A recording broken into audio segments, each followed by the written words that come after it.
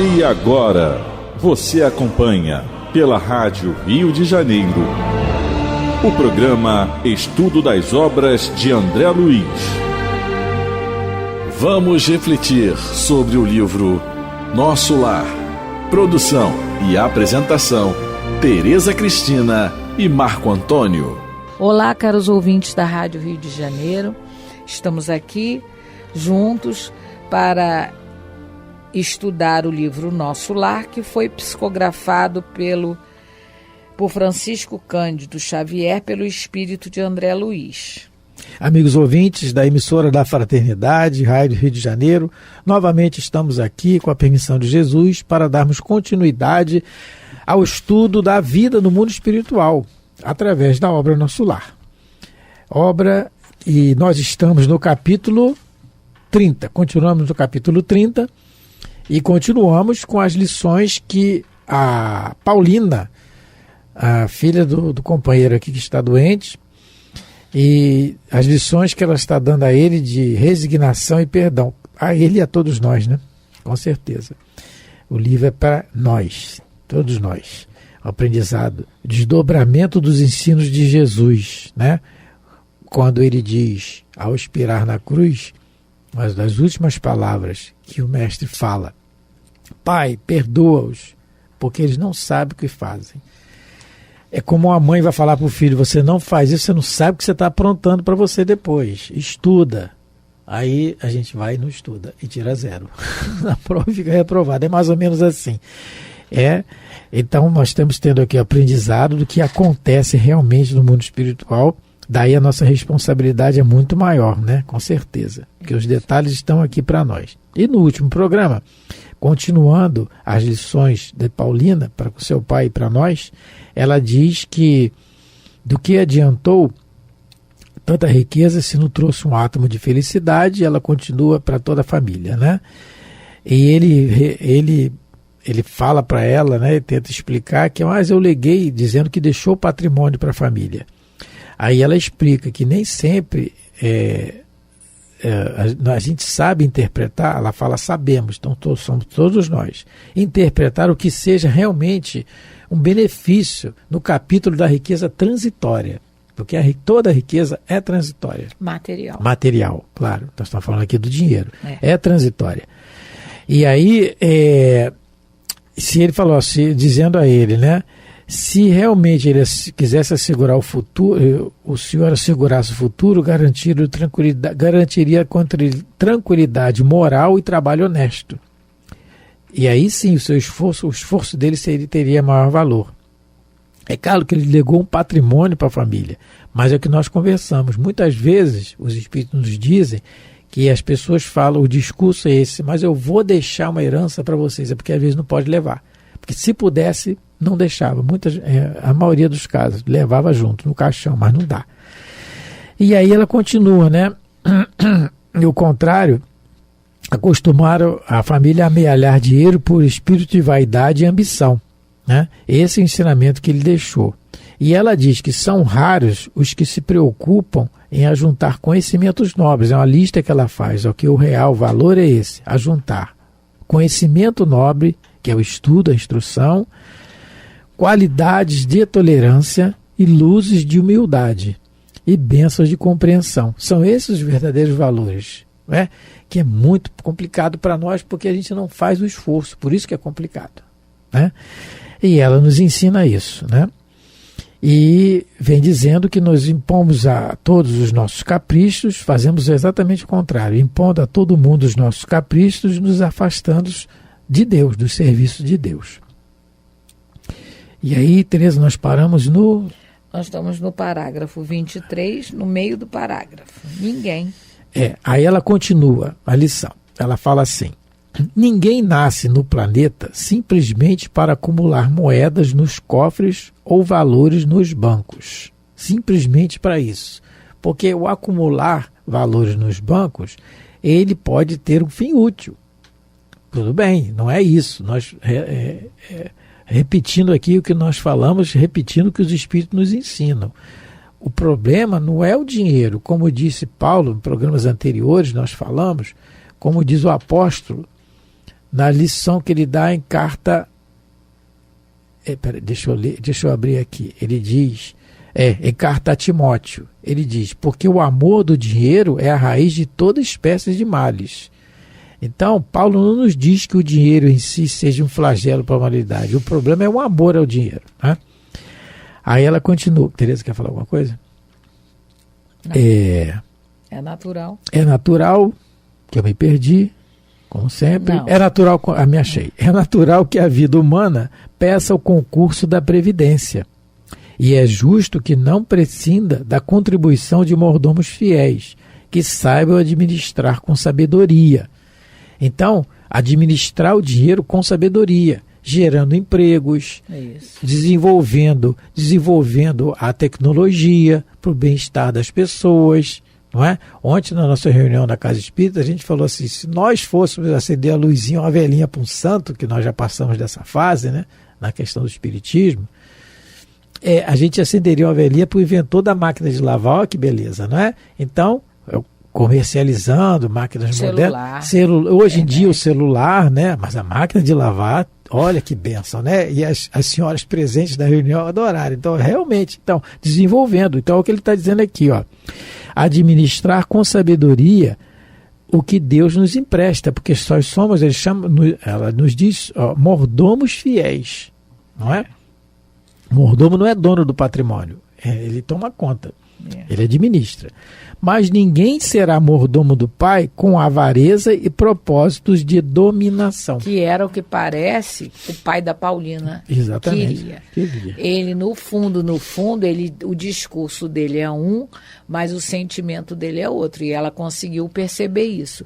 Ele disse que estava prevenindo o futuro da família, ele estava agindo com espírito de previdência, mas não era verdade. Era espírito de vaidade e dominação. Então, ele queria o dinheiro, queria o poder nas mãos, porque ele queria ser melhor que todo mundo. Ele achava que o dinheiro dava esse status para ele, né? De ser a melhor pessoa, de ser o mais importante.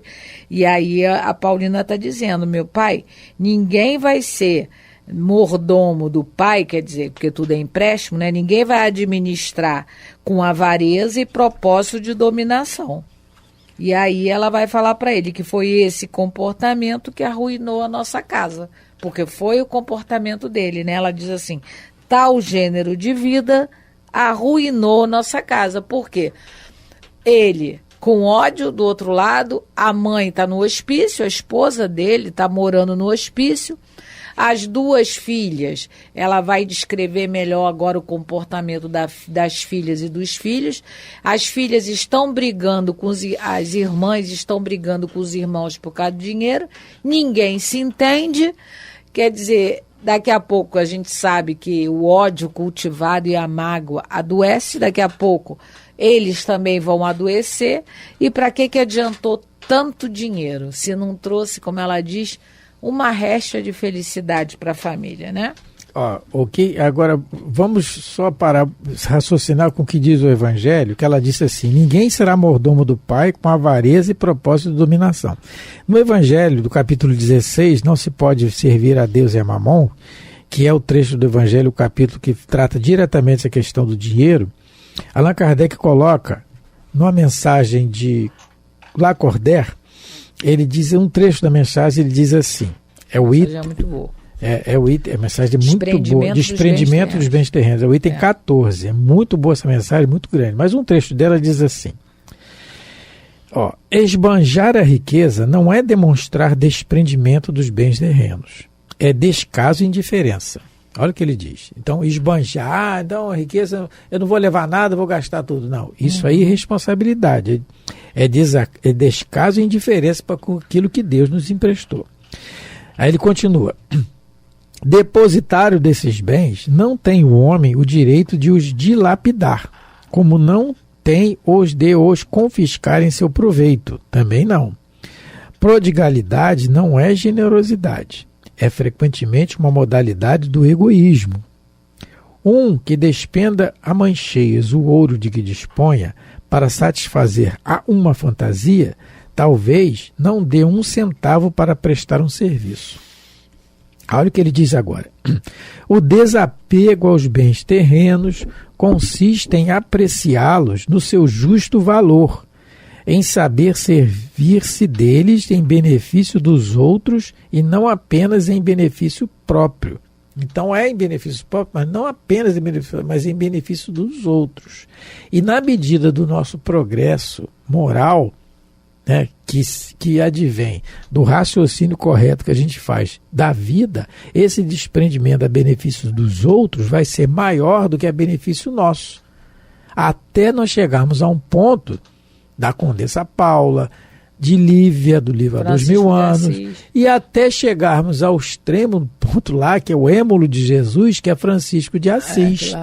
Por que Francisco largou tudo e ficou mendigando? Não é que a gente vai fazer o mesmo, nós vamos dar, como diz Kardec, nós vamos, aqui no Evangelho mesmo, nesse capítulo, nós vamos ser um peso na sociedade. Aí não é isso. Não que nós podemos desejar ser um Francisco de Assis, mas não vamos conseguir ainda. Isso aí é pular etapas. Não adianta. Nós temos que começar. Porque o mesmo Francisco de Assis, que fez o desprendimento dos bens dos pais e foi para pregar o Evangelho, é o mesmo Francisco de Assis que conseguia conversar com animais ferozes e acalmá-los que conseguiu atravessar o deserto e falar com Saladino, né?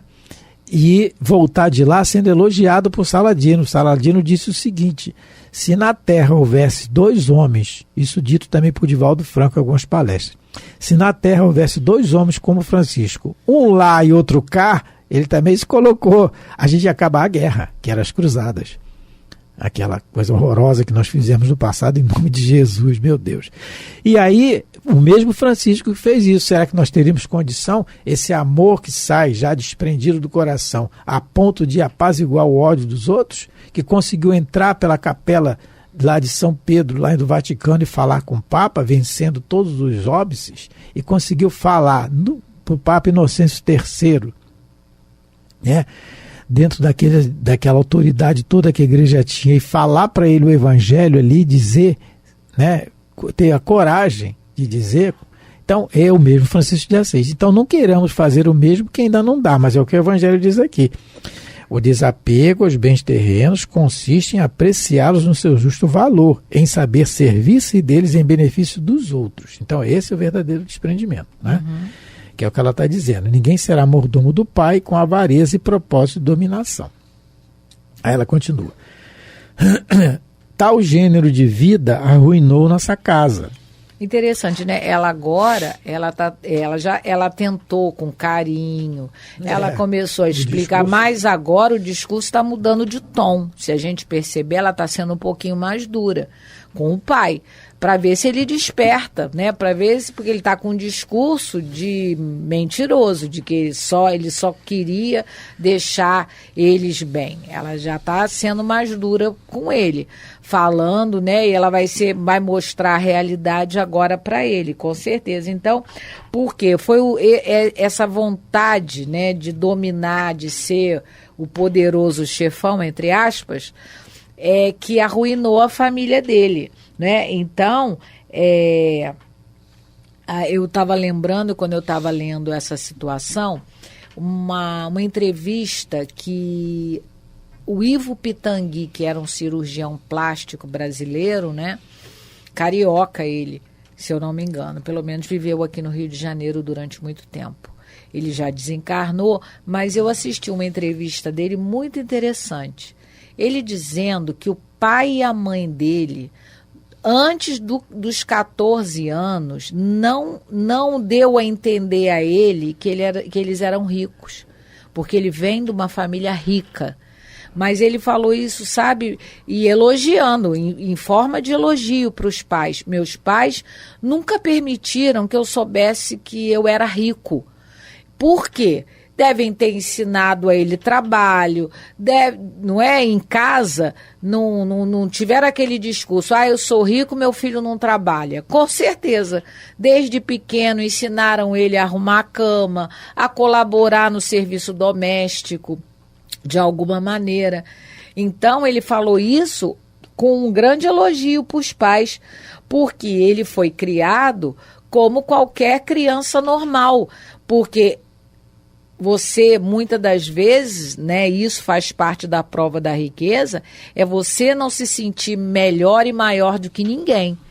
Porque era o que o pai da Paulina sentia com o poder. Ele sentia que ele era melhor do que todo mundo porque tinha dinheiro. E o Ivo Pitangui, ele elogia o pai e a mãe, dizendo que isso ajudou muito ele na encarnação. Porque ele nunca soube, antes dos 15 anos, que ele era uma pessoa rica, que ele era diferente dos outros meninos, das outras meninas. Ele não foi criado de uma maneira a ser diferenciado porque tinha dinheiro. E a gente vê que ser humano era o Ivo Pitangui, pelo menos a nível profissional na sociedade. O trabalho dele começou quando ele teve aquele incêndio do circo em Niterói, em 1961.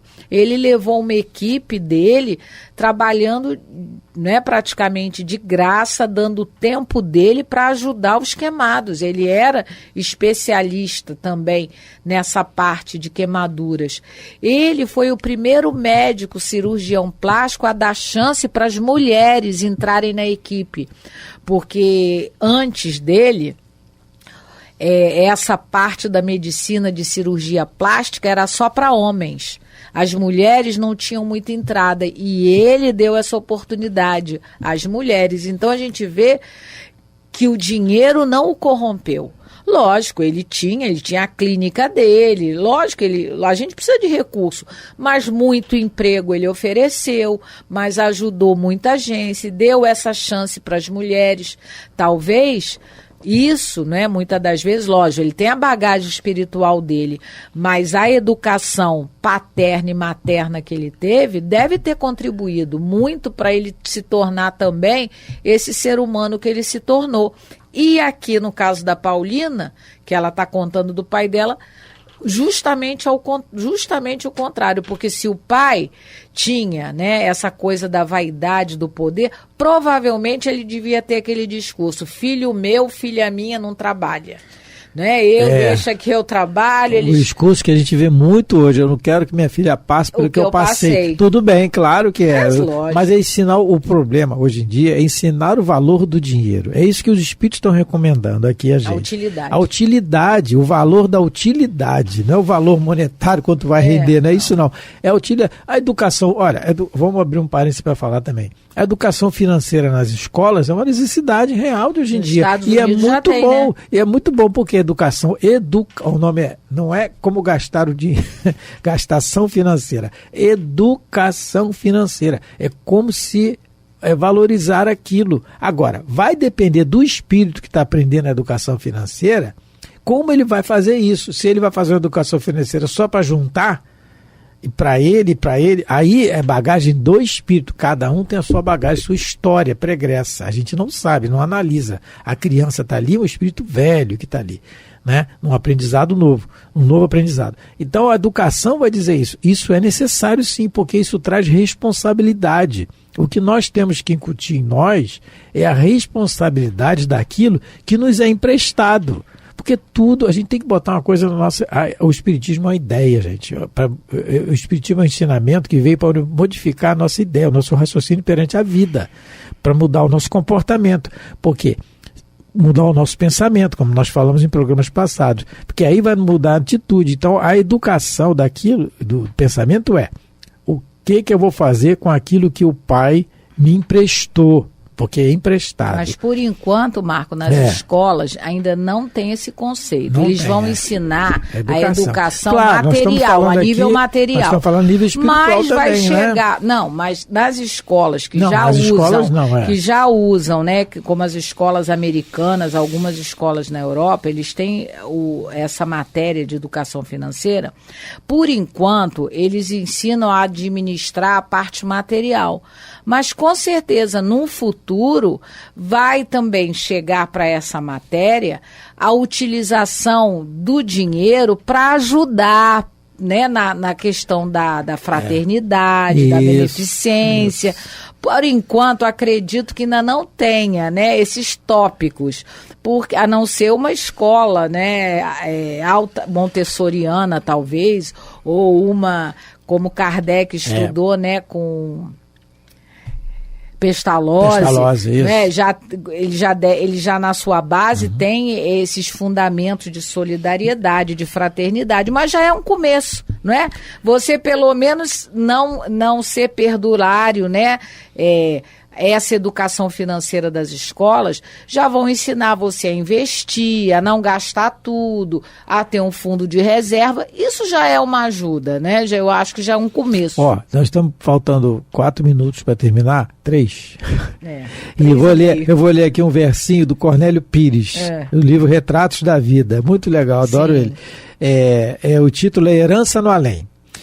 Você deseja saber, meu caro Joaquim Monforte, dentre os assuntos de herança, o que há depois da morte? Respondendo a sua carta, cumpra apenas um dever. Herança dá muita encrenca, você nem queira saber.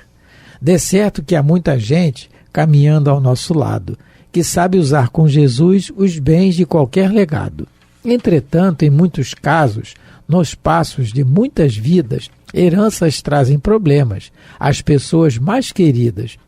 Amparo que você queira fazer em verdade sã, auxílio, bênção, favor, não deixe para amanhã.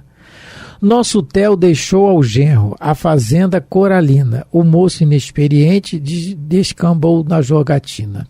Tanta injúria de inventário recebeu em Yoshiko Bentes, que se fez obsessor de todos os seus parentes. Em Anicota, ajuntou casas em favor da própria filha. Viu a filha envenenada numa questão de partilha. Em Otino, deixou aos filhos a fazenda da tronqueira, e os rapazes sem trabalho caíram na bebedeira. Calina legou à filha todas as lojas de um prédio. A moça largou o estúdio, depois matou-se de tédio. Teotônio legou milhões para o bisneto Tadeu. Ao vê-lo abusar de drogas, o coitado enlouqueceu. Nicão viu tantas loucuras na viúva Dona Criste, que deseja ir para o inferno, mas o inferno não existe. Joaninha, ao achar as filhas em sombra, gozo e moleza, hoje pede vida nova, afundada na pobreza. Se você tem para dar, não exige a condição, dê trabalho e caridade, paz, amor e educação.